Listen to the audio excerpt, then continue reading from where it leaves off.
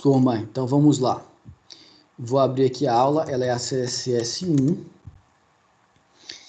fechar esse bocado de aba aqui. E além disso, o que eu vou fazer? Eu vou mostrar para vocês o trabalho, o projeto, né?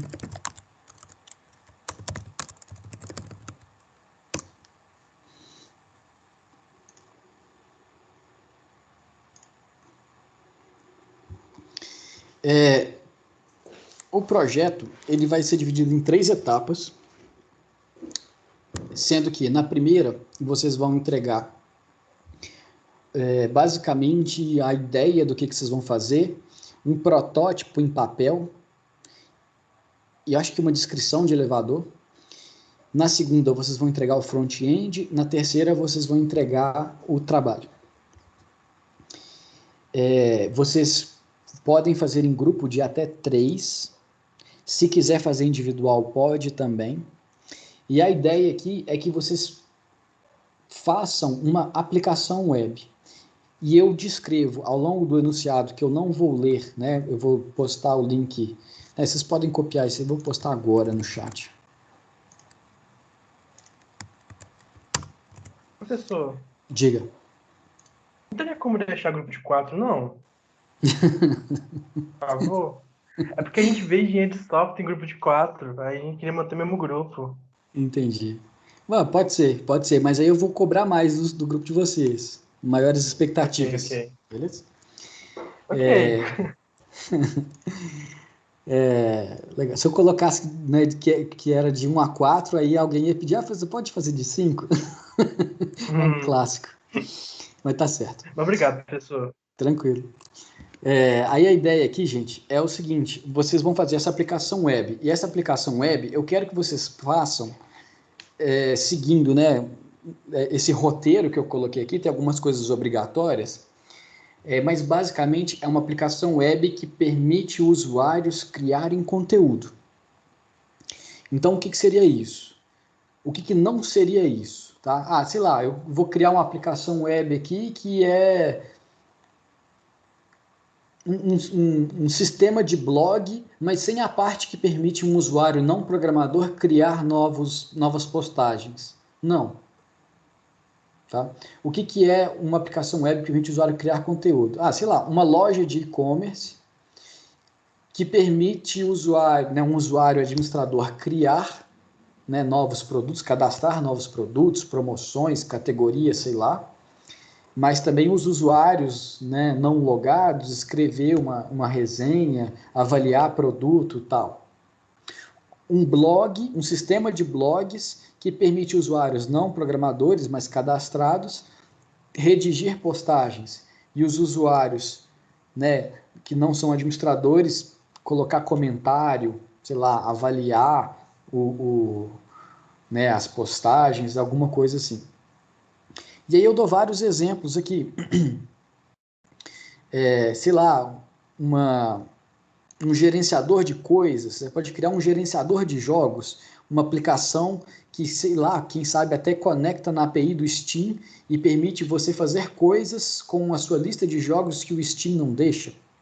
Ou uma lista de livros, ou de filmes, ou de músicas. Ou uma aplicação que possibilita o usuário criar o seu próprio portfólio, postando imagens, vídeo, personalizando a página. Pensa tipo uma rede social que dá uma rede social de portfólio, e aí permite o usuário criar, né, montar o seu portfólio, personalizar, etc., fazer umas coisinhas legais. Outra ideia é criar um jogo, não necessariamente usando renderização em tempo real, mas algo que envolva a gestão de recursos ao longo do tempo e a interação dos jogadores. Né? Existia um jogo antigamente, Tribal Wars, que você tinha uma vila, e aí todo jogador cadastrado tinha uma vila. E aí você podia ir evoluindo, ganhava dinheirinho, e esse dinheirinho você ganhava era tipo assim, ao longo de um dia. Você não podia ficar jogando intensamente, você tinha que ficar jogando de meia em meia hora. Era um troço até viciante. Aí fazer uma coisa nesse sentido, aí você podia atacar a vila do amiguinho, você podia personalizar a sua vila e fazer alguma coisa assim. Então, né, o que seria criar conteúdo aqui? Criar e gerir as coisas da sua própria vila e, quem sabe, né, atacar, interagir com a vida dos outros. Independente da aplicação que vocês forem fazer, o usuário deve ter um link que mostra os seus dados gerados no sistema. Então, na loja, o que seria? Uma página com todas as reviews e as categorias de produtos preferidas do usuário, por exemplo, tá? E aí, esse link que mostra os meus dados, eu poderia enviar para alguém e essa pessoa iria ver, né, esse meu perfil dentro da loja. No caso do gerador de portfólios, né, esse link seria o link para o meu próprio portfólio que eu poderia compartilhar com outra pessoa, simplesmente, né, enviando o meu link. Na lista do gerenciador de coisas, né, de jogos, livros, filmes, música, sei lá, né, seria o perfil da pessoa com essa lista de resenhas que ela fez sobre os livros, sei lá. Né, no jogo, seria a vilinha do jogador com algumas estatísticas, em qual fase, em qual era ela tá, quanto que ela tá de dinheiro, não sei mais o que. E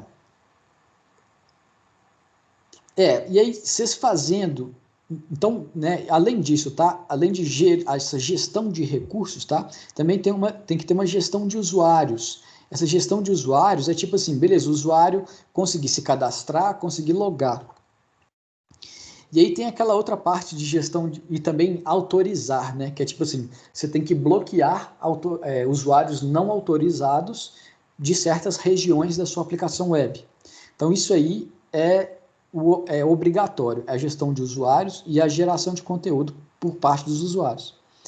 Na parte de gestão de usuários, tem coisas como esqueci minha senha, autenticação de 2 fatores, alterar informações do meu perfil, receber e-mail de confirmação, esse tipo de coisa não é obrigatório, mas faz parte dos opcionais. Eu sou rica está aqui, gente, porque eu quero que vocês proponham essa aplicação web pensando em algum diferencial dela. Tá? Eu não quero que vocês façam só tipo assim, eu vou fazer mais um negócio aqui que não vai para frente. Não, eu quero todo mundo milionário. Então, vocês vão ter que pensar em algum diferencialzinho, tá? Tipo assim, é claro que não dá para criar um Steam, definitivamente não dá para criar um Steam. Mas se alguém quiser fazer uma lista de coisas que entrem em contato com a API do Steam e tal, vocês têm que ter um diferencial que vai tornar essa ideia vendável, tá?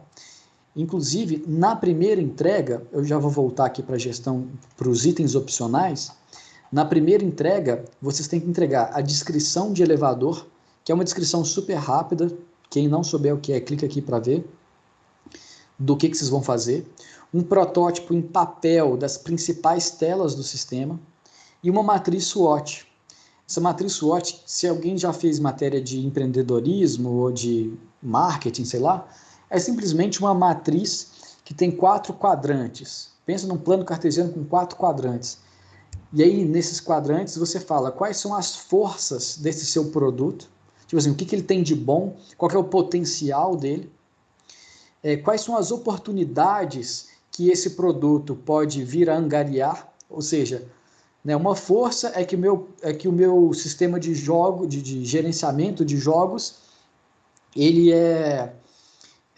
tem suporte ao Steam e à loja da Ubisoft também, ou da Epic Games, sei lá. É uma força. Né? E o Steam não integra com as outras. Bom, essa é uma força. Vocês vão listar todas aqui. Uma oportunidade não existe nenhum outro fazendo isso. Ou, né, sai uma pesquisa falando que as pessoas estão procurando por um sistema que faça esse tipo de funcionalidade, sei lá. Aí você tem as fraquezas, que são, beleza, o meu sistema ele conecta no Steam e na Epic Games. Mas ele tem uma fraqueza que ele não é tão seguro quanto esses outros. Eu não implementei, né, eu não pretendo implementar tantas camadas de segurança, sei lá. E as ameaças que esse produto, que são as coisas externas do seu produto, que é tipo assim, beleza, tem uma ameaça muito forte a esse sistema que eu estou propondo aqui, que é o seguinte, se o Steam sair do ar, o seu sistema vai perder 50% né, de uma coisa que seria uma força dele. Tá? Então, só exemplificando para vocês, né, essa matriz SWOT. E aí, essa é a primeira entrega. A segunda entrega é o front-end.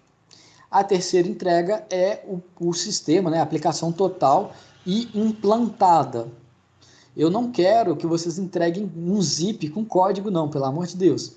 Vocês vão entregar uma URL, tá? Que eu vou poder cadastrar, né, e mexer.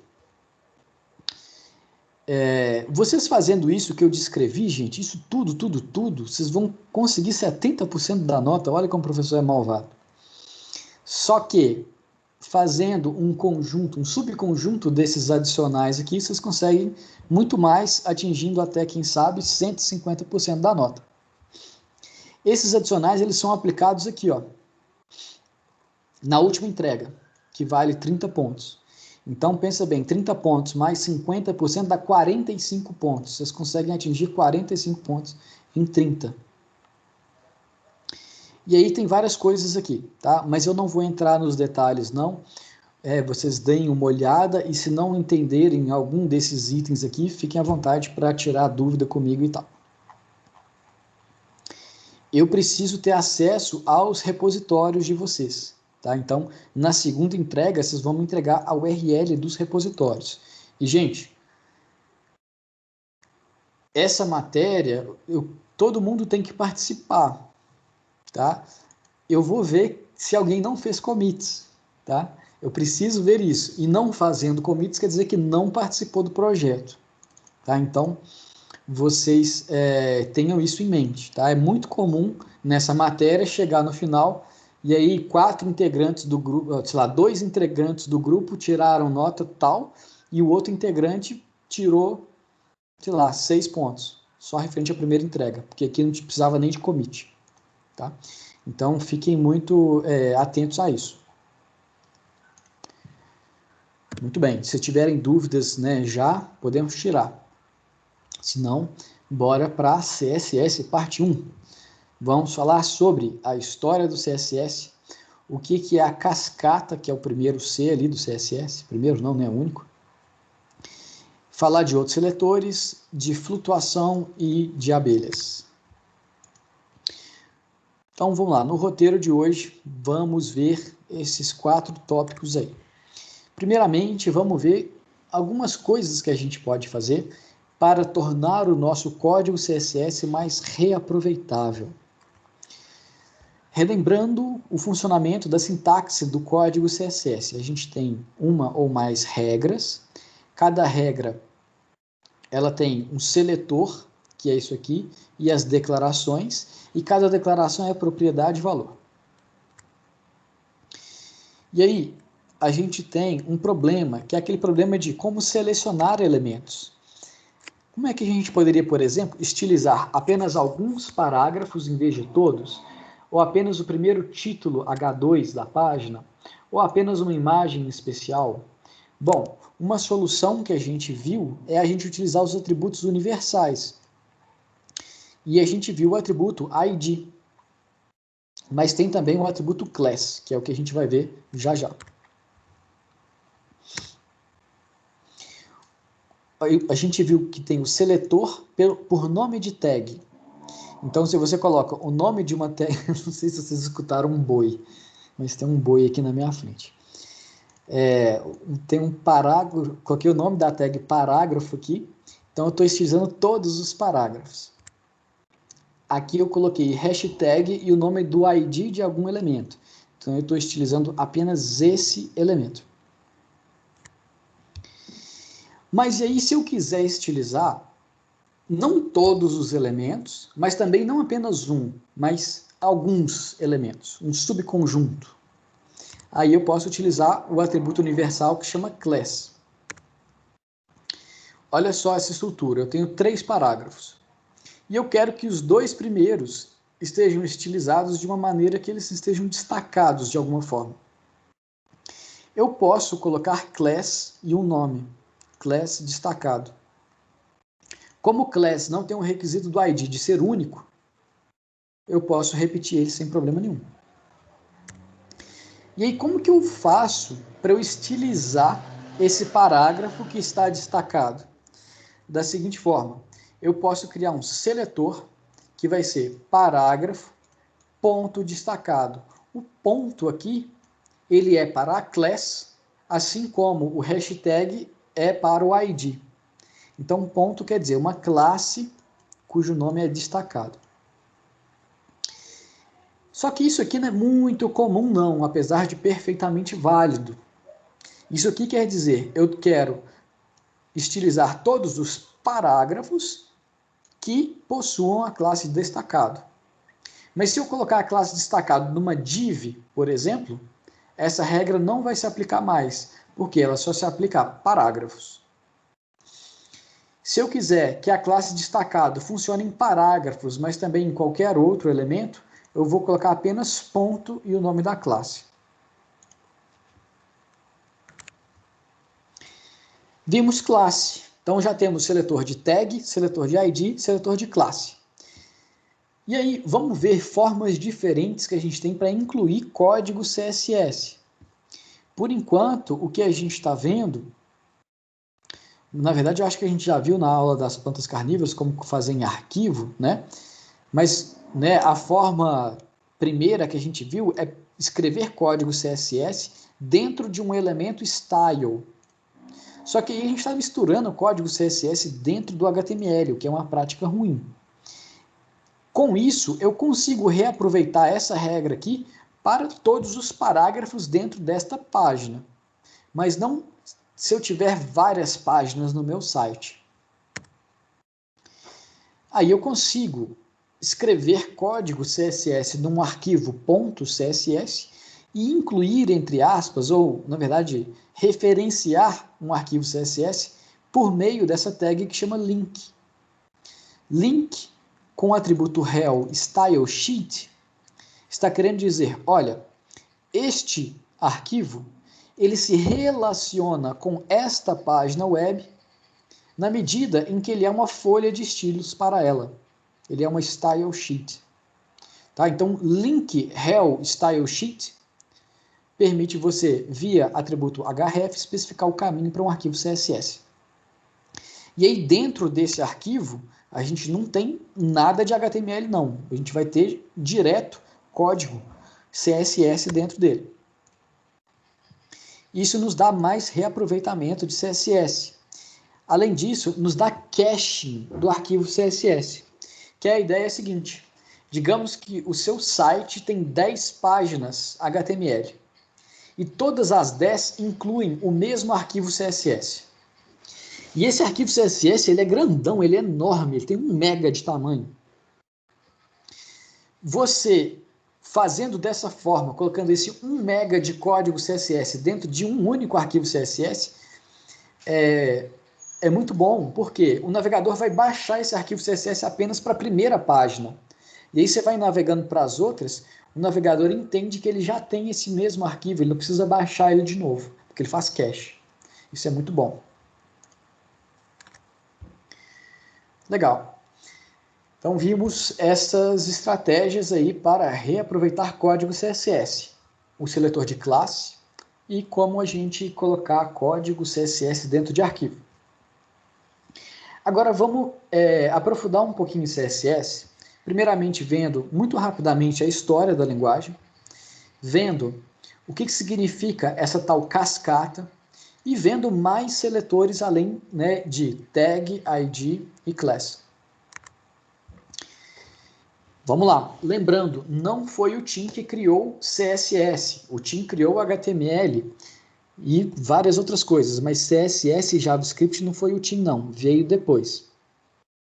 Em 94, o Halcombe, que é esse doidinho aqui, propôs uma linguagem cuja responsabilidade era definir a aparência das páginas web. E juntamente com o Burt Boss, ele publicou a especificação do CSS em 96. E aí, 2 anos depois, a especificação do CSS, a evolução do CSS já era definida por um consórcio de empresas chamado W3C. Esse consórcio ele contém pessoas que são da Google, da Microsoft, da Mozilla, da Apple e de outras empresas, talvez um pouco menores também. Né? E ele, essa W36 também é quem dita a evolução do HTML e tal. E aí teve a publicação do CSS2, e aí desde de 99 até hoje estamos com a versão do CSS3, que assim como o HTML5 é um padrão né, em aberto, tá? Né, a ideia é que a gente não chegue necessariamente no CSS4, visto que novas coisas podem ser inclusas sem que seja necessário ter a publicação de uma nova versão. Isso aí só uma curiosidade, o Halcon se tornou o CTO, acho que ele é CEO, talvez até, da Opera, hoje em dia. Na verdade, até 2016, né, ele deixou de ser. Legal, então o que é a tal da cascata do CSS? É a ideia, é a funcionalidade de que algumas propriedades são herdadas dos elementos ancestrais. Então olha só que coisa interessante.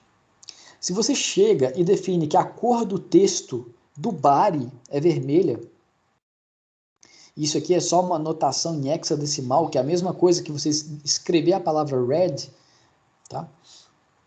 A gente vai ver direitinho essas notações mais para frente. Se você define a cor do body de vermelho, o título, que é um H1, né, o texto dentro do H1 também ficou vermelho. Mas eu não defini a cor do título, eu defini a cor do body. Então aconteceu alguma coisa aqui. E o que aconteceu foi que o H1 herdou o valor da propriedade color do pai dele. Vamos ver mais um exemplo aqui, ó. Olha só que legal. Aqui, o que eu tenho? No HTML, eu tenho um body, que não está mostrando aqui, e dentro do body eu tenho 1, 2, 3, 4 parágrafos. E aí dentro desses parágrafos eu tenho uma tag code, que serve para eu marcar código-fonte. Eu tenho tag strong com code dentro, eu tenho strong mais code, code strong, vários aqui. Tá? O resultado é esse aqui. Olha o code aqui, ó. Como que o navegador renderiza code por padrão? Ele fica escrito numa fonte monoespaçada, assim como o código-fonte é aqui também. E aí lá no CSS, o que foi que eu fiz? Eu não defini a cor nem do strong, nem do code, nem dos parágrafos. Eu defini a cor do body. E eu falei que o body tem a cor vermelha. O resultado é que todos os descendentes do body herdaram a cor vermelha, o valor da propriedade color.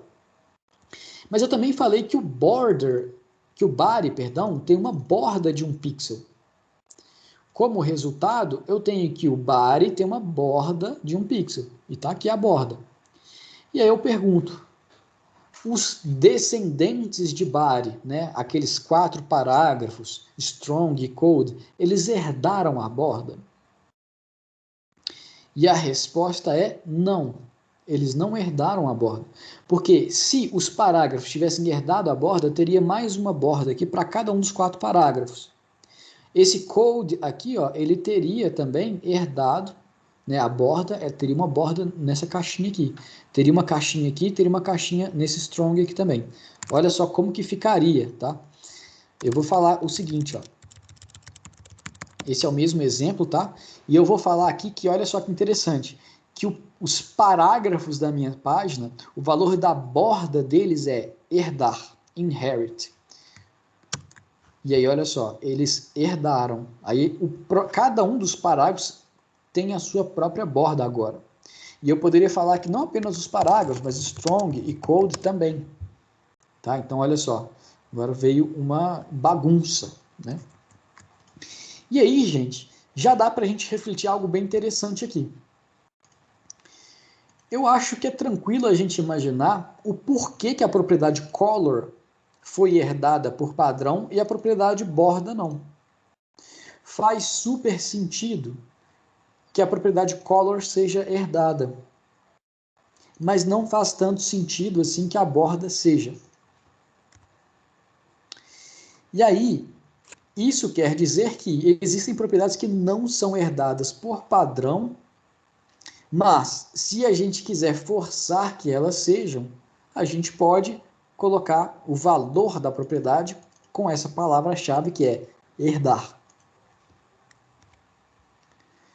E além de existir a herança, algumas propriedades serem herdadas por padrão, outras não, a gente pode falar, não, eu quero que a borda seja herdada por esses elementos, e eu também posso sobrescrever.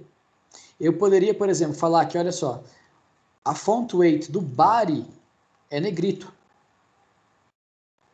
Então, font weight é herdada por padrão.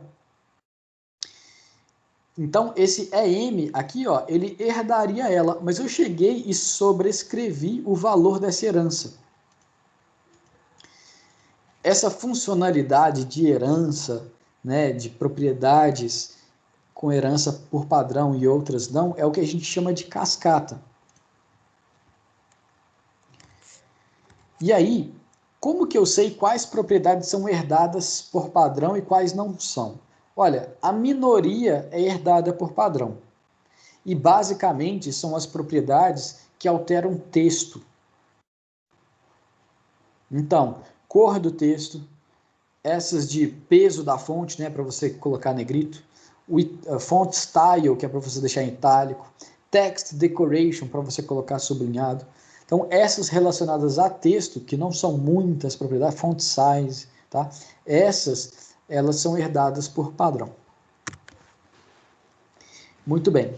E aí, dentro desse tópico, a gente viu a história do CSS, depois entendemos o que era a cascata, e agora a gente vai falar de seletores.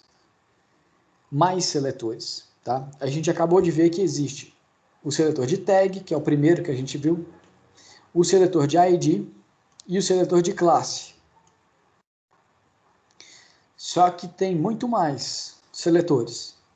Eu vou mostrar mais uns, sei lá, vários para vocês, né, daqui a pouquinho. Entendam. Precisa decorar? De forma nenhuma, tá? Precisa entender aqui durante a aula. Se tiver dúvida, vocês falem, vocês postem, fiquem à vontade. E entender agora, mas vocês podem esquecer daqui a pouquinho. Só que esteja gravado na mente de vocês que existe um seletor para tal coisa, de forma que daqui a, sei lá, um mês, um ano, 2 anos, sei lá, daqui a um tempo, quando vocês estiverem redigindo algum código CSS, vocês vão pensar, vai brotar na cabeça de vocês, ah, eu acho que existe um seletor para isso. Aí vocês dão um Google e pronto, está resolvido. Mas, de novo, o importante agora é ver, né, esses seletores, entender como eles funcionam para que isso fique gravado aí na cabeça de vocês. Apenas a existência deles. Legal, então vamos lá. Desafio 1. Colorir de laranja apenas os links dentro de uma lista não ordenada. Eu não quero colorir todos os links, apenas os links que estiverem dentro de uma lista não ordenada, aquela UL. Bom, a gente poderia muito bem colocar uma classe, sei lá, marca de sabão, sei lá, nos links dessa lista. Só que tem uma forma melhor. A gente consegue fazer, inclusive, sem fazer nenhuma alteração no HTML. Olha só. Considere um HTML que eu tenho uma UL com 2 LIs, 2 list items. E depois dessa UL eu tenho um hiperlink solto. E eu quero colorir apenas os hiperlinks dentro da lista. Então só esses dois aqui, esse aqui eu não quero não. Então eu não poderia criar uma regra cujo seletor era apenas hiperlink. Eu vou criar uma regra que é, beleza, eu estou selecionando os hiperlinks, mas não são qualquer hiperlink. Eles têm que ser hiperlinks condicionados a serem descendentes de uma UL.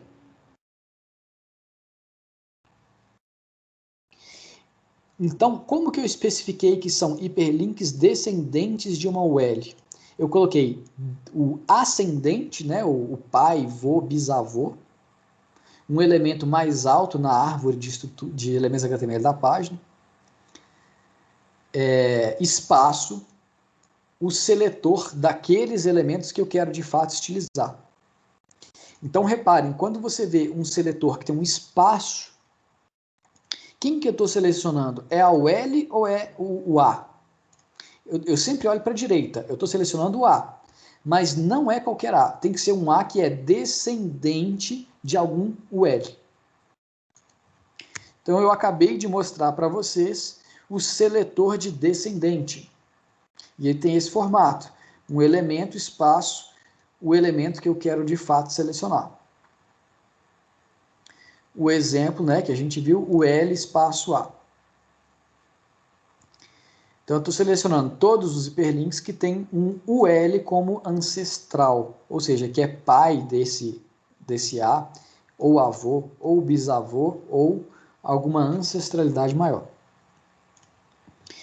Mas eu também tenho um seletor de filho direto, e ele é muito parecido, só que em vez de colocar só o espaço, eu coloco o sinal de maior. E aí, como é que funciona isso? É o seguinte, quem que eu estou selecionando aqui? Ó? Eu sempre olho para a direita, eu estou selecionando o L's. Mas não é qualquer UL, tem essa condição. E essa condição é a seguinte, essa UL ela tem que ser filha direta de alguém que tem esse ID. E filho direto é diferente de ser qualquer ancestral, qualquer descendente, perdão. Ser filho direto quer dizer, beleza, que esse menu principal é o pai da UL. Ele não pode ser avô, nem bisavô. Ele não pode ser um ancestral distante. Ele tem que ser pai. Porque essa UL aqui, ó, esse seletor aqui é de filho direto. Só para a gente comparar esses dois para ver se a gente entendeu direitinho. Vamos ver essa bagunça aqui, ó. Eu tenho um parágrafo e um hiperlink solto depois. Dentro do parágrafo, eu tenho um strong com um hiperlink dentro do strong. Então, esse hiperlink aqui, ó, ele é filho direto do strong, mas ele não é filho direto do parágrafo. Ele é descendente do parágrafo e do strong, mas filho direto só do strong. Esse outro hiperlink aqui, ó, ele é filho direto do parágrafo e descendente também. E esse hiperlink aqui, ele não é filho, né, desse parágrafo aqui não, nem descendente. E aí, olha só, eu estilizei aqui falando o seguinte, olha, eu estou estilizando os hiperlinks que sejam filhos direto de parágrafo. E eu falei que eles estão riscados. Então, o hiperlink filho direto de parágrafo está riscado. Esse hiperlink aqui, ó, ele é filho direto de parágrafo? Não.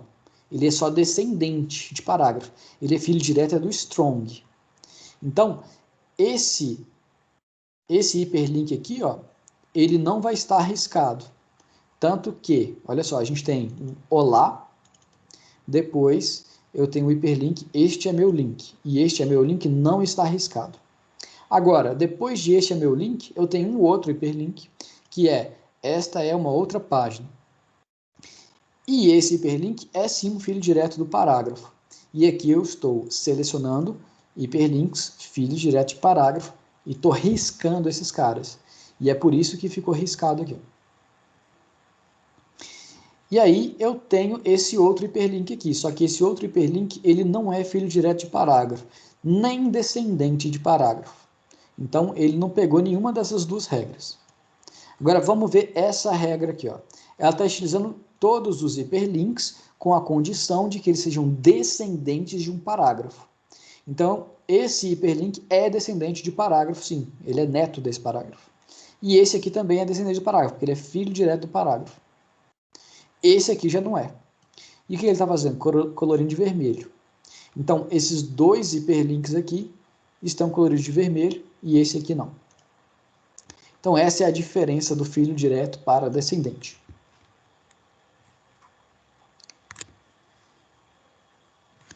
Bacana, vimos dois seletores aí, filho direto e descendente. Sendo que o descendente eu diria que ele é mais comum de ser usado. Mas o filho direto ele é mais restritivo. Segundo desafio, colocar uma borda rosa apenas nas imagens do formato JPG. E aí, de novo, você poderia criar uma classe, né, formato tracinho JPG e estilizar, né, colocar nessas imagens e estilizar, colocando uma borda rosa usando esse seletor de classe aqui. Mas, de novo, e se eu esquecer, eu coloquei uma nova imagem e esqueci de colocar essa classe? Aí é ruim. Existe um seletor específico para isso. Na verdade, ele não é específico para imagens. Ele é um seletor de atributos, que é muito legal. Então, olha só. O seletor de atributos, né, primeiro vamos ver esse exemplo. Ele está fazendo exatamente o que o desafio propôs. Ele está selecionando as imagens, mas não qualquer imagem. Tem um condicionante. Essa imagem, o atributo src dela tem que terminar com .jpg. E aí, nesse caso, eu coloco a borda nela. E aí, gente, esse é o seletor de atributo. O seletor de atributo ele tem esse formatinho, que é colchete, fecha colchete. E aí, aqui dentro, você vai colocar um atributo. E aí, tem variações dele. Se você colocar apenas o nome de um atributo, igual eu fiz aqui, você está estilizando todos os elementos que sejam um hiperlink, aqui no caso, todos os elementos que tenham um atributo href. Basta ter, não importa o valor. Mas você pode falar, não, eu quero os atributos, os elementos que tenham o atributo href com valor exatamente igual a esse. Beleza. Ou todos os elementos que têm um atributo href que começa com HTTP, ou que termina com isso aqui, ou que contenha em algum trecho essa stringzinha aqui. Então, esse é o seletor de atributo. E reparem, né, eu não preciso fazer isso apenas com a tag A aqui não, tá? Eu poderia colocar numa imagem. Inclusive, eu não preciso nem colocar uma tag aqui não, eu poderia colocar apenas isso aqui, tá? Porque aqui eu estou colocando um condicionante, ó. É o seletor, né, de todos os elementos que possuam o atributo alt e que sejam imagens. Mas eu poderia simplesmente colocar o seletor como sendo esse colchete aqui. Funciona também. Professor, Sim. esses tipos aí de seletores, dá para misturar os dois? Tipo, que comece com tal e termine com tal? Ou ele só aceita uma dessas por vez? Consegue, eu nunca fiz não, mas não vejo motivo para não conseguir. Aí o que você faria? Você repete isso aqui, ó. Então você vai ter dois colchetes garradinhos, sem espaço entre um e outro. Ah, ok. Alguns exemplinhos aqui, ó. Ó, eu quero selecionar imagens cujo atributo alt contém a palavra ninja. E aí eu tenho aqui, ó, duas imagens. Essa não contém a palavra ninja, mas essa contém. Então esse seletor aqui, ele selecionou esse elemento. Hiperlinks cujo href começa com HTTP. Então tenho dois hiperlinks. Os dois começam com HTTP. Hiperlink cujo href termina com BR. Esse aqui vai ser selecionado. Legal. Então, vimos o seletor de descendente de fio direto. Depois, no segundo desafio, a gente viu o seletor de atributo e as suas variações. E agora, no desafio 3, eu queria poder tirar o sublinhado de um hiperlink quando eu passo o mouse em cima dele, por exemplo. E a única forma que a gente tem de fazer isso é por meio de seletores de estado. Seria isso aqui, ó, hover. Esse aqui é o seletor de estado de o mouse está em cima do elemento neste momento. E aí você pode né, colocar declarações aqui. Aquela ali estava tirando o sublinhado. E aí, quais são os seletores de estado que eu tenho? Eu estou colocando aqui 4, mas existem muitos outros. E a gente vai ver mais alguns outros em outras aulas. Esses aqui são super comuns para hiperlinks. A gente tem 2 pontos link, hover, active e visited. São de estado, né, seletor de estado, porque eles indicam a situação ou o estado, né, dos elementos. Então, quando que acontece o estado active? Quando eu clico num elemento antes de eu soltar o botão do mouse. Então, olha só, nesse caso aqui, ó, no estado de hover, ou seja, de mouse em cima dele, eu alterei a cor do texto para ciano. O estado de active é quando eu pressionar o botão e não largar. Aí vai ficar com a cor gold, ó, que é um dourado, né? Então, não larguei. Se eu clicar aqui, eu vou navegar para essa página, não quero. Depois que eu navegar, o estado desse hiperlink vai ser visited, indicando que ele já foi clicado. Na verdade, que ele já foi carregado. E aí, gente, por mais que esses caras sejam super comuns para hiperlinks, não tem porquê, por exemplo, você não querer utilizar o hover para, sei lá, linha de tabela. Não sei se vocês já viram algum site que você tem uma tabela grande e no que você vai passando o mouse sobre as linhas da tabela, elas vão mudando de cor assim levemente para realçar, né, em qual linha você está, e isso facilita a leitura da tabela. Você pode muito bem falar que as suas TRs elas têm um certo background color e no momento de hover, né, no estado de hover, ela muda levemente a cor dela. Ah, tem uma curiosidade aqui que é o seguinte. Para que eu preciso, né? O que significa esse estado de link? Especialmente, isso não é redundante com a tag A? Eu concordo, intuitivamente é redundante e eu demorei muitos anos para me fazer essa pergunta. O que foi que eu descobri? Existem casos de você ter uma tag A que não é um hiperlink. A tag A vem de âncora. Eu não sei de onde que vem essa nomenclatura, não. Mas você pode ter âncoras, você pode ter tags A sem o atributo href. Quando você coloca 2 pontos link, você está falando, não, eu quero apenas as tags A que possuam, né, que sejam hiperlinks, ou seja, que possuam o atributo href com um valor. O que é a âncora sem um href? Até onde eu sei, é uma forma de você criar aqueles fragmentos para você criar hiperlinks de outra, né, de outra página para dentro da sua, sem você precisar utilizar os IDs.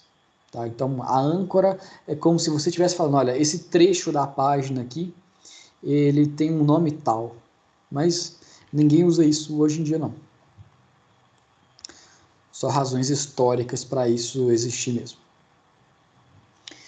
Bacana. Quarto desafio. Como que eu poderia, sei lá, centralizar todas as imagens, exceto uma? A gente pode fazer isso colocando os seletores de classe ID nos elementos, beleza. Mas tem outra forma. Existe o seletor de negação. Então, olha só, pensa nesse caso aqui. Você tem um site que tem várias imagens. E lá em cima tem a logomarca. A logomarca você quer que ela fique alinhada à esquerda. Mas você quer centralizar todas as outras imagens. Então, o que você pode fazer? Você pode criar uma regra para, né, que vai selecionar as imagens, exceto aquela que possua, né, com uma certa condição. Então, 2 pontos not, aqui você coloca uma condição. A condição que você está negando é que ela possua o ID logomarca. Então, quem que eu estou selecionando? Imagens. Imagens. Qualquer imagem? Não, tem uma exceção. E essa exceção tem essa condição aqui. Então, esse é o seletor de negação. 2 pontos not, abre e fecha parênteses.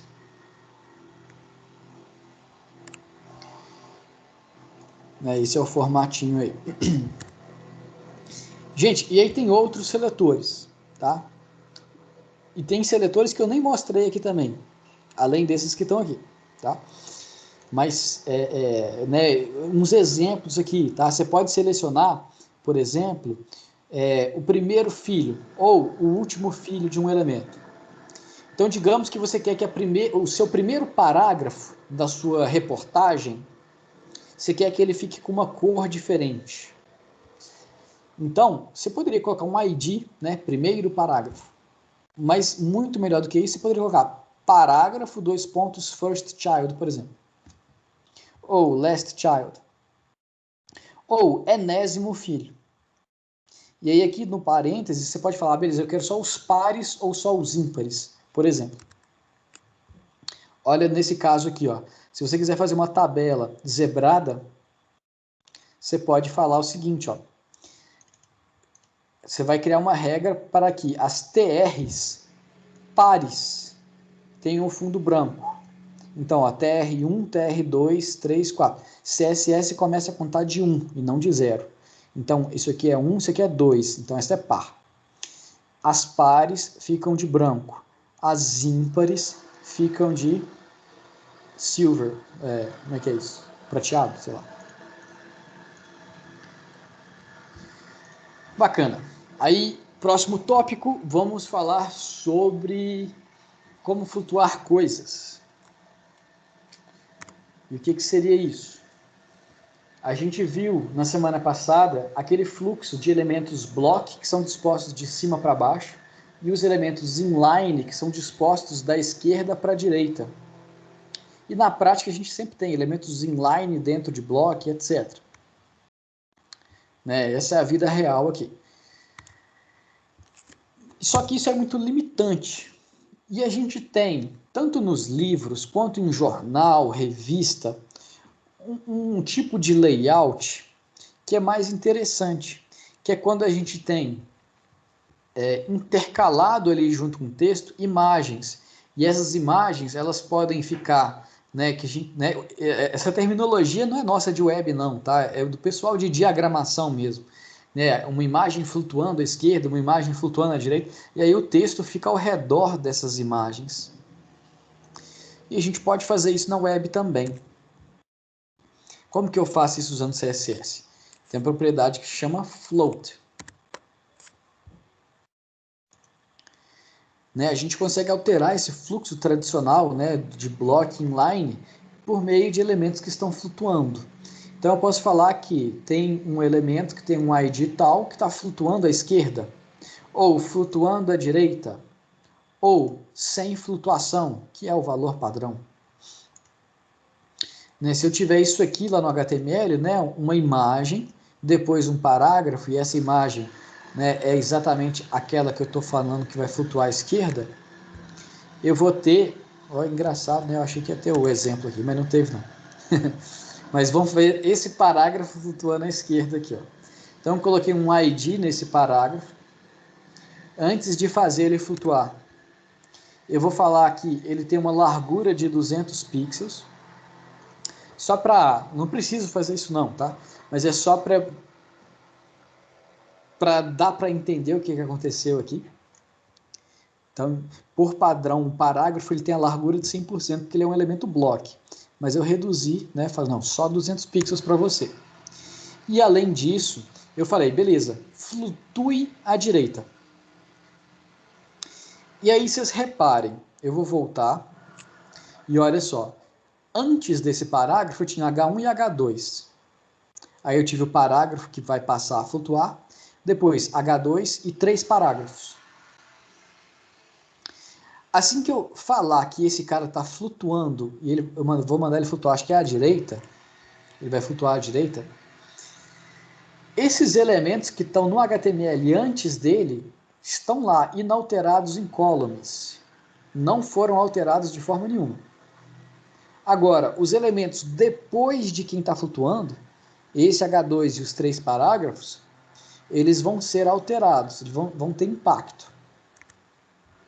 E que impacto é esse? Bom, o elemento que estava flutuando, ele para de ocupar espaço, afinal ele está flutuando.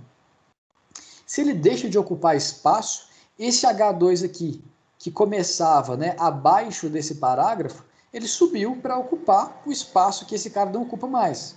Assim como todo mundo que estava definido no HTML depois desse cara que está flutuando. Então todo mundo subiu. Essa turma toda aqui subiu.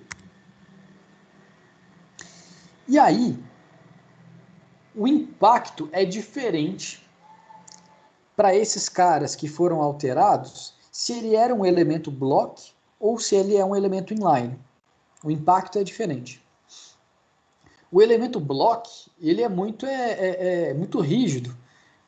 E aí ele pega e fala, não tô nem aí que esse cara está flutuando. O espaço que ele ocupava agora é meu. O elemento block, ele ignora que esse elemento flutuante existe. E vocês podem reparar isso pelo seguinte, esse H2, ó, que é um elemento block, ele vai até aqui, ó. Ele não vai só até aqui não, ó. Ele está indo até aqui, ó. Ele está passando atrás do cara que está flutuando. Ele ignora que esse cara que está flutuando existe. Agora, os elementos inline, não. Esses são caras de respeito. Os elementos inline, eles respeitam que tem alguém flutuando ali. E respeitar é tipo assim, beleza, eu não vou ficar atrás desse cara aí que está me fazendo sombra. Então, esse H2, vou voltar para o slide anterior, esse H2 aqui, ó, ele tinha uma certa quantidade de texto. O H2 subiu e ignora que esse parágrafo existe, mas o texto dentro dele, que é considerado, né, funciona como elemento inline, para não ficar atrás dele, ele foi lá e, opa, vou ter que mudar de linha mais cedo. Tá? Da mesma forma, esses elementos inline, span, em, que estavam dentro desse outro parágrafo aqui. Da mesma forma, essa primeira linha de texto dentro desse parágrafo aqui. Então, isso é a flutuação. Quem está flutuando deixa de ocupar espaço e vai ficar à esquerda ou à direita, flutuando lá. Os elementos block ignoram que esse cara existe, passam a ocupar o espaço dele. Agora, os elementos inline respeitam, para não ficar atrás dele. E os elementos definidos antes de quem está flutuando, que no caso é esse H1 e esse H2 e o texto dentro deles, estão de boa, não aconteceu nada com eles. Tá? Quem está flutuando só impacta quem está definido depois dele, na sequência do código-fonte HTML.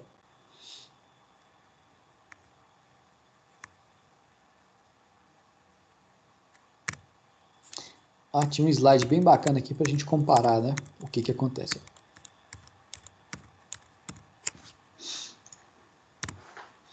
Legal, um exemplo vivo aqui para a gente testar. Então, olha só, aqui eu tenho um H1, parágrafo, imagem. Depois, parágrafo, parágrafo, H2. Vou colocar um float nessa imagem. A imagem agora está com um float right. E aí, a galera toda subiu para ocupar o espaço desse cara.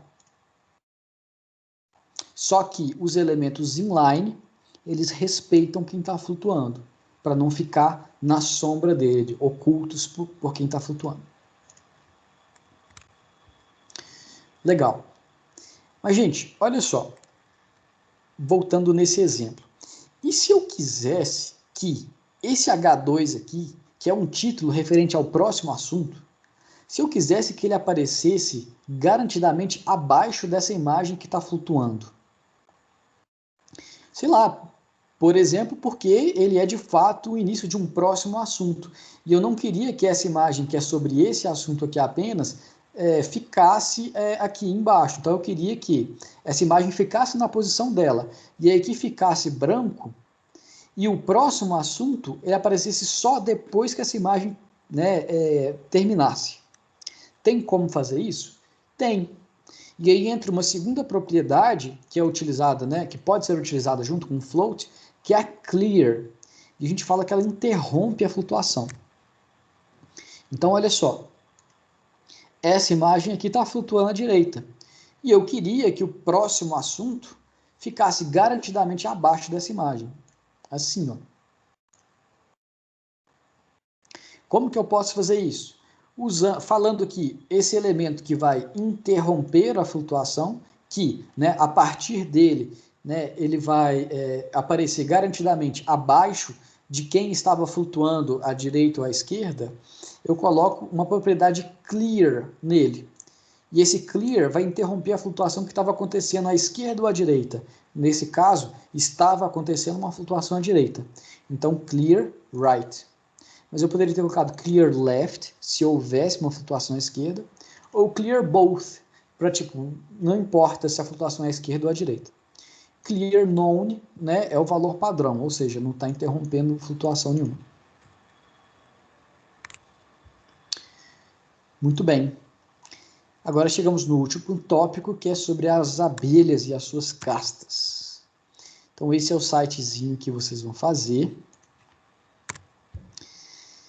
né, seguindo as instruções básicas de toda a atividade. Vocês vão criar um fork desse repositório, fazer as atividades, né, clonar o fork, fazer as atividades, adicionar as alterações ao repositório, commit, push e enviar a URL do repositório no SIGA. Basicamente, vocês vão estilizar a página das abelhas, o HTML está pronto, conforme o enunciado. Essa é uma atividade prática para a gente exercitar mais CSS, por isso que o HTML está pronto. Vocês vão colocar um fundo com gradiente, imagens flutuantes, fazer o topo da página com um fundo, fazer estilização com seletores diversos para a gente treinar isso aí, e fazer também bordas arredondadas. Algumas dessas coisas aqui a gente ainda não viu. Vamos ver a partir de agora. Por exemplo, como que eu posso fazer para arredondar bordas?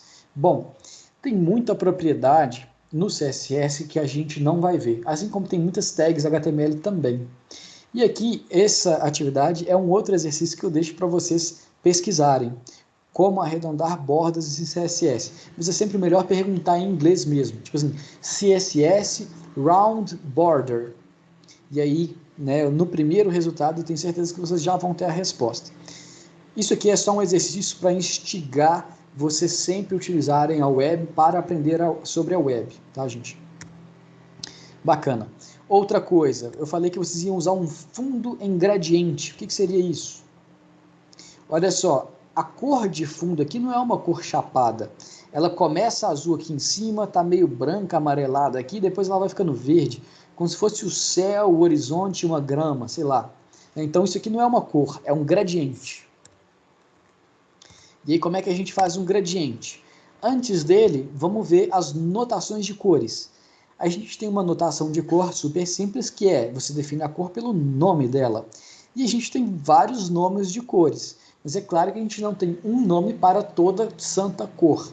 Né? A gente tem para cores principais, sei lá, cores mais comuns.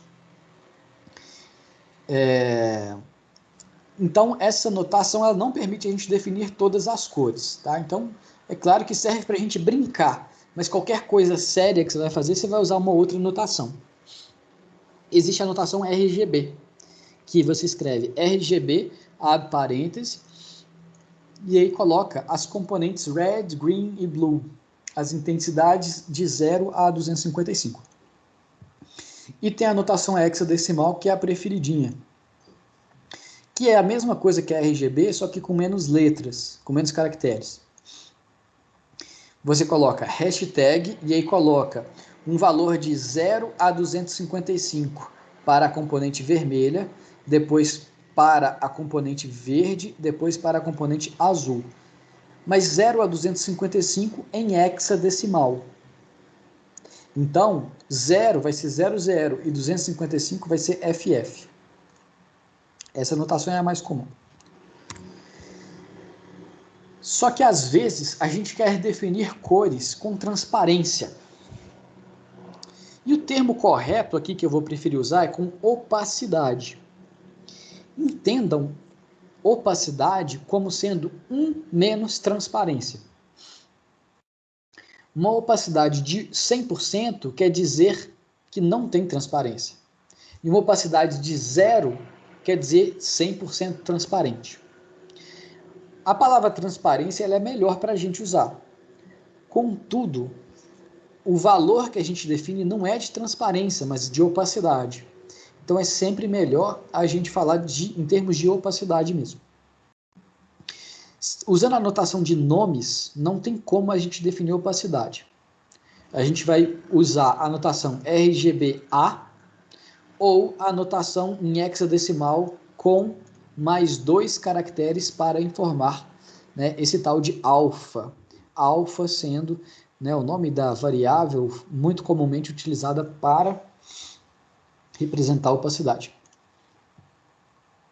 Na notação RGBA, em vez de passar 3 valores, você passa 4. Né, dessa forma aqui. Então, 0,5 é 50% opaco. E aqui na notação hexadecimal, aqui eu coloquei também 50%, só que em hexadecimal. Aí dá 80. Mais exemplos de cores. Olha, se você tiver uma cor que os caracteres para a primeira componente, que é a vermelha, é o mesmo caractere, FF, green também e blue também, você pode chegar aqui e colocar só 3 caracteres em vez de 6. Você pode. Mas só nesse caso. É um pouco meio coincidência, né? Além de 0 a 255, você pode escrever, né, em porcentagem também. Isso não é muito feito, não. E existe também uma outra notação de cor que é HSL.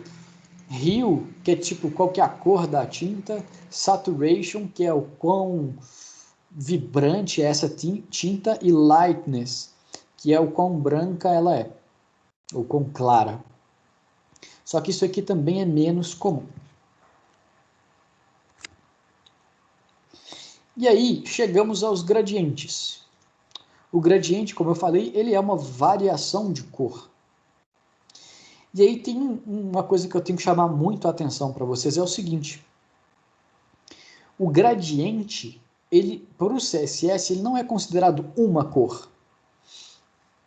Você não pode colocar um gradiente onde se espera uma cor.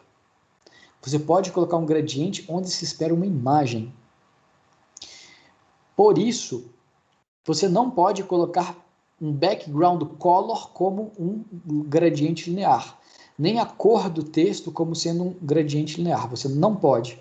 Você pode sim para background image. Por quê? Para o CSS, um gradiente é uma imagem. E aí, como é que você faz? Bom, sei lá, né, aqui eu tenho 3 parágrafos, e aí eu vou especificar um background image para eles, que vai ser um gradiente linear. E existe gradiente radial, cônico, gradiente linear repetitivo, existem outros. Eu vou mostrar só o linear aqui.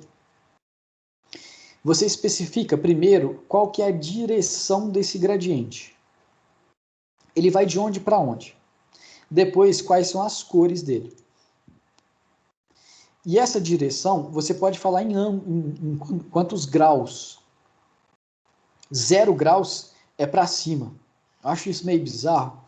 Isso buga a minha cabeça toda vez. 0 graus é para cima. Eu prefiro, esse DAG aqui é de degrees, que é graus em inglês. Eu prefiro muito mais essa notação aqui, ó. To left top, ou seja, para a esquerda e para cima. A primeira cor yellow, a segunda cor blue.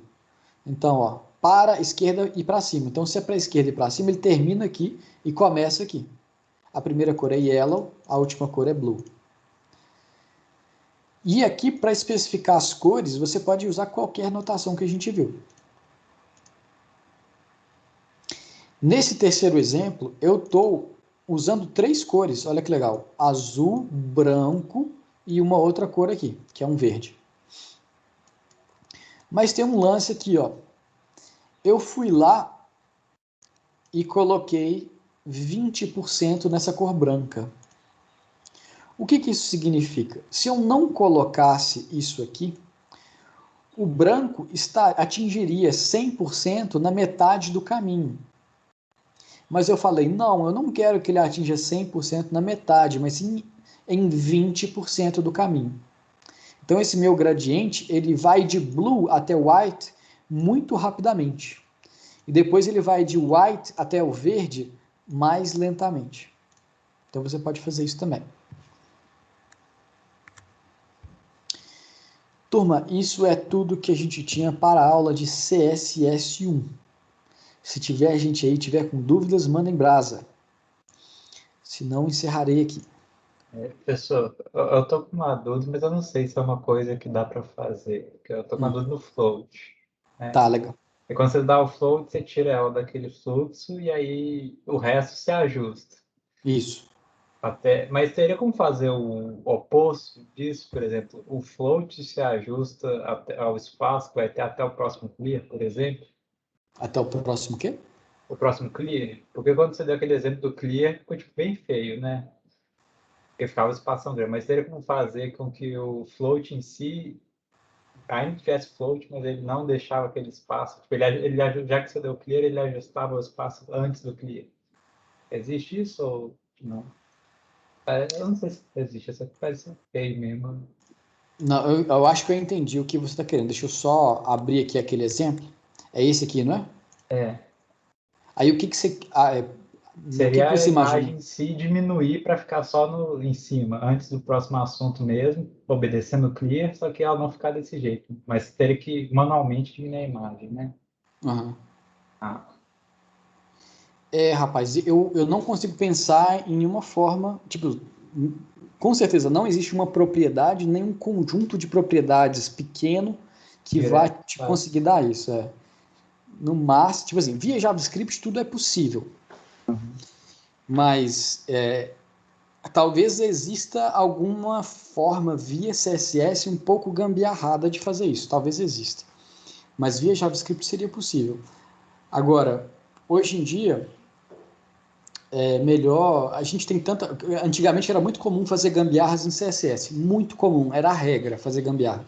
Só que de 2012 para cá, foi surgindo tanta coisa legal que hoje em dia, quando tem alguma coisa assim que eu vejo, isso aqui vai ser possível, mas talvez seja bagunça, eu até prefiro nem fazer. Entendi. A menos que, tipo assim, o seu chefe, né, o seu cliente chegue e fale, não, eu preciso disso, né, meu produto, isso aqui tem que ter. Aí você, beleza, vou ter que dar um jeito. Aí você vê se uma solução gambiarrada CSS vai ser melhor do que uma em JavaScript. Eu diria que talvez não, depende do nível da gambiarra, né? Ok. Só que eu achei muito feio fazer o clear. Tipo, eu entendi para que serve, só que tipo, eu não me vejo aplicando aquilo, mas obviamente vai ter espaço. Mas vou já pensar bem É, subverter é. o processo. Não, existem situações que o clear é válido, sim. Mas, para ser sincero, Renato, o float e o clear, o float é uma dessas gambiarras que a gente utilizava historicamente de forma incorreta, porque o float ele foi proposto para fazer tipo, beleza, é um texto com imagens. Mas como o CSS não tinha muito recurso antigamente para a gente fazer layout, não tinha flexbox, não tinha grid, a gente acabava utilizando o float para tudo. Então você queria ter um site que tinha um menu à esquerda, um miolo da página e uma barra lateral à direita. A gente utilizava essa barra à esquerda e a barra à direita flutuando. E aí a gente precisava do clear para poder utilizar esse trem. Só que esse é um péssimo uso hoje em dia, né? A gente não deve utilizar hoje em dia o float para essas coisas. O float ele tem que estar hiper mega restrito apenas para esse casinho que é tipo assim, beleza, é um texto com imagens assim e só, tá? Então, tipo assim, talvez a gente possa pensar numa forma utilizando grid, utilizando um flexbox, alguma coisa assim, né, para poder fazer essa situação aí que você está imaginando. Entendi. Bacana, turma. Algo mais? As aulas demoram, né? Eu fico querendo fazer mais rápido, mas eu não me seguro, não me contém. Então é isso aí, gente. Um abração para todos. Vou